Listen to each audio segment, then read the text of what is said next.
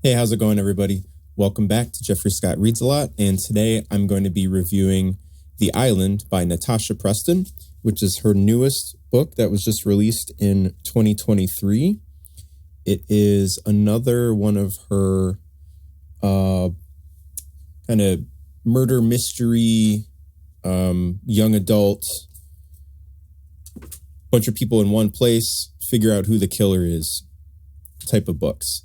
Which she has been putting out quite often recently. And this one I'd say was pretty good. I scored it a 4 out of 5. It follows a very similar formula to previous books that she's released recently, notably The Lake, The Fear, and I think there was another one, The Cabin, where there's a killer and we have to try to figure out who the killer is amongst this group of people who are either strangers or within a friend group. So it does follow a formula, and I'm kind of hoping the next book might break away from that a little bit, because as of right now, it seems like these yearly books that she's putting out are kind of falling into it's a similar story every single time, but just the location has changed. She does a good job of writing that style, and if she continues with it, I'm always going to support her and buy her newest books. But I would like to see her branch out a little bit, maybe change the formula up a little bit. So this time around, our protagonist, her name is Paisley. She is a social media influencer who has been invited onto a private island by a guy named Malcolm, who is a billionaire who's creating an amusement park on a faraway island, and her and a bunch of other social media influencers have been selected to preview this island first so that it can create some buzz about the island and get a lot of viewership and generate a lot of interest. Paisley is a serial killer documentary creator. She investigates real crimes that have happened and creates TikToks and YouTube trailers and documentaries investigating real life murders. Within her group, within the other people that were invited in the group, some of them are makeup vloggers. Some people do, I think there's a book reviewer, a booktuber in there, because she's always reading and always carries a big bag of books with her wherever she goes. And I've definitely done that. I've related to that a little bit because I've gone to Barnes and Noble before with a big backpack and just planned to sit there for 3 or 4 hours, and you never know what mood you're going to be in, which book you want to read. So I just brought a bunch with me, like literally a whole backpack filled with books. And I was like, all right, I'm kind of mood for that. I'm in the mood for that. So there was a little bit of things that I could relate to in this one, and that was fun. So there's a wide variety of social media influencers that have been invited into this island. One by one, they start to get killed off, and it is Paisley's job and the other group of influencers' jobs to try to figure out who the killer is. But what I really liked about this book is that in previous Natasha Preston books, I've said this before and I'll say it again, that her main character, whose perspective we're reading from, seems to be derivative of the previous book. So the main character does seem very kind of one-dimensional in the sense that they're always very inquisitive. They're always overthinking things, looking at every single small detail. So a lot of these characters have similar personality traits. They don't really feel completely unique each time around, and I've noted that in previous books, but for this one, it's not really an exception.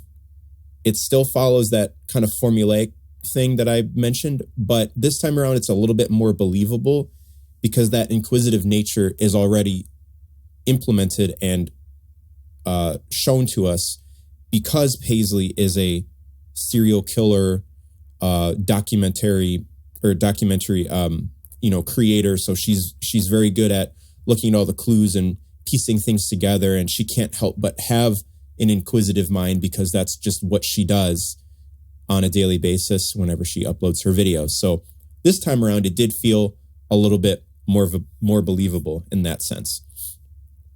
And what I also really liked about this one is that in previous Natasha Preston books, the dialogue seemed a little bit clunky and awkward at times. And I think in this one, she's really stepped it up a notch to try to avoid those, like reading books of hers in the past. I was like, people just don't talk that way. It just felt awkward sometimes, like the sentences and the way that two people were talking to each other. This one seems to have eliminated all of the awkward dialogue, to me at least. And when I was reading it, I'm like, okay, she fixed that, so to speak. It felt very natural, very smooth. And in previous books where there were a lot of like plot holes that didn't really make sense to the character, where a character would behave one way the entire book, and at the very end, they almost did like a 180, or it didn't really seem to follow, wasn't consistent. This one seems very consistent throughout. There weren't any obvious plot holes or questions where I was kind of like scratching my head trying to figure out like why would a character behave that way. So there are a lot of things in this one that she did improve upon. And those were kind of quality of life things that really made it a lot more enjoyable this time around. And what else is interesting is that, nowadays for social media, it seems like things are happening very quick, where like, let's say TikTok, they've got really quick 10, 20-second videos where they're designed for you to go to the next one.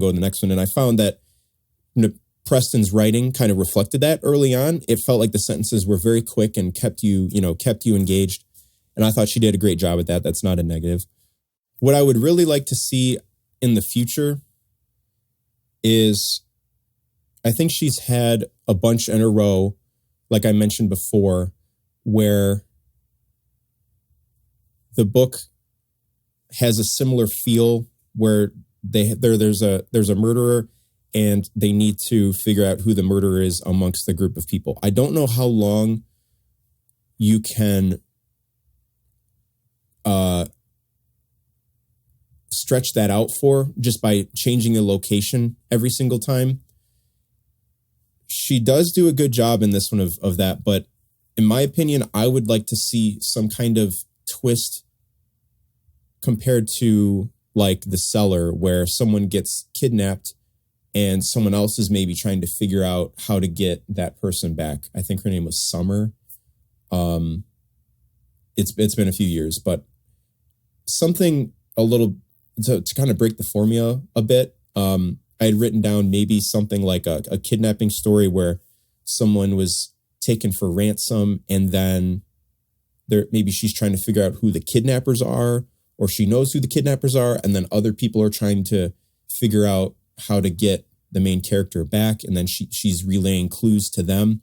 Maybe a little bit, maybe take it off of the main character being so inquisitive all the time, because if you keep doing that, it could, I don't want her books to get stale. So overall, this one is a really enjoyable read. I would like to see her change the formula up a little bit. She has corrected some of the past mistakes, as I would call them, having awkward dialogue. And also she's corrected, or she's made her main character being so inquisitive a little bit more believable this time around, be just the nature of who she is. And I know in previous books, I've also pointed out funny typos that have been made. And back when I used to do like those little mini skits in my videos for her other videos, just, gentle teasing. And I don't know what it is, but it was very strange that I noticed every time, and I don't even know how to explain this, but every time there is a word that is italicized and it's only the letters FI, it's they're like the letters are not italicized. And I don't know if there's any type of meaning behind it. For example, if we go to, this is on page 226. Okay. If you can see that, the words fight. So FI is not italicized, but the GHT is italicized. I don't know if there's any meaning behind that, because in other instances where the word, like the word FI, the letters FI are in the middle of the word,